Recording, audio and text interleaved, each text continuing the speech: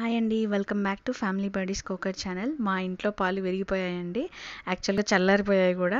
కానీ మేము ఇప్పుడు పనీర్ చేద్దాం అనుకుంటున్నాం గదా! సో, అందుకని దానిలో లెమన్ స్క్వీజ్ చేసేయాలని ముందు స్టవ్ ఆన్ చేసేసి ఆ పాలని హీట్ అయ్యాక కొద్దిగా తర్వాత ఒక లెమన్ కట్ చేసుకొని గింజలు లేకుండా నీట్‌గా దాని రసం అంతా దాంట్లో పిండేసుకొని కొద్దిసేపు స్టిర్ చేసామండి. ఆ పాలు వేడెక్కుతాయి ప్లస్ విరుగుతది. అంతసేపు ఎంతసేపు స్టిర్ చేయాలనేది మనం స్పూన్ పెట్టి పైకి లేపితే చక్కగా వాటర్ లాగా రావాలండి. మిల్క్ లాగా ఎక్కడ మనకి రాకూడదు. అంత స్టెప్ స్టిర్ చేస్తే మనం వేసిన లెమన్ జ్యూస్కి చక్కగా పాలు నీట్గా విరిగిపోతాయి. ఎలా అంటే మీకు వీడియోలో చూపించినట్టు రావాలి. ఇలా వస్తే మనకి అయిపోయినట్టే ప్రొసీజర్. ఇంకా ఆఫ్ చేసేసి యాక్చువల్గా 2 ప్లాస్టిక్‌వి తీసుకోవాలండి కంటైనర్స్ టైప్‌లో చిన్న డిప్పల్లాగా. అండ్ ఒక దానికి 4 హోల్స్ పెట్టి ఉంచాము. ఇంకో దానికి నార్మల్గా ఉంది. ఒక క్లాత్ తీసుకొని నీట్గా దాన్ని స్క్వీజ్ చేసేసి ఫుల్ వాటర్ స్క్వీజ్ చేయకూడదు. ఆ క్లాత్లో కొంచెం వాటర్ ఉండాలి మీరు చూసినట్టు. అప్పుడు ఏదైతే హోల్స్ పెట్టామో ఆ హోల్స్ పెట్టిన దాని మీద ఇది అరేంజ్ చేసుకోవాలి. 4 సైడ్స్ క్లాత్ మిగలాలండి కొద్దిగా. తర్వాత ఇందాక మనం స్టవ్ మీద ఆఫ్ చేసిన గిన్నె తీసుకొని ఆ వాటర్ అంతా నీట్గా డ్రైన్ చేసేసుకొని 2-3 టైమ్స్ బాగా వాష్ చేయాలండి దాన్ని. మనం లెమన్ జ్యూస్ వేసాం కదా, మనకు ఆ పుల్లగా అనే ఫీలింగ్ ఎక్కడ రాకూడదు. తర్వాత ఇలా వీడియోలో చూపిస్తున్నట్టు నీట్గా అదంతా దానిలోకి పోసేసుకోవాలి.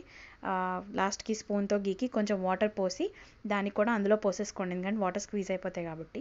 తర్వాత వీడియోలో చూపిస్తున్నట్టు నీట్గా 4 సైడ్స్ ఫోల్డ్ చేసుకోవాలి.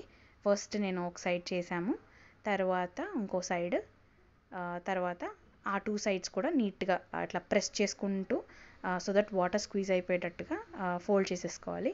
చేసుకున్నాక ఒకసారి ఒత్తేసాక దానిలో ఉన్న ఎక్సెస్ వాటర్ పడేయడానికి ఇలా పెట్టి పైన సేమ్ కంటైనర్ని ప్రెస్ చేస్తూ దానిలో ఉన్న ఎక్సెస్ వాటర్ అంతా నీట్గా పడేసేయండి.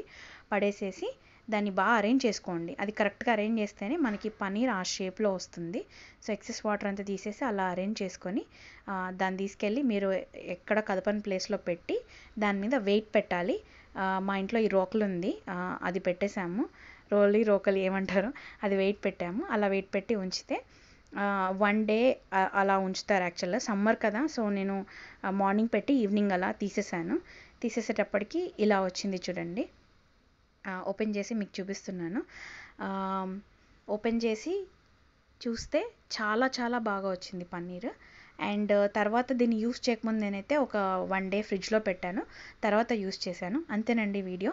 Thank you so much for supporting us. Please like, share and subscribe to our channel అండి. తర్వాత ఇది ఫ్రిడ్జ్లో పెట్టి తీసాక ఎలా ఉందో మీరు ఈ షార్ట్లో చూడొచ్చు. ఇలా ఉంది, గట్టిగా ఉంది, బాగుంది. అండ్ దీంతో ఏ డిషెస్ చేశానో నెక్స్ట్ మీకు పోస్ట్ చేస్తాను. Thank you.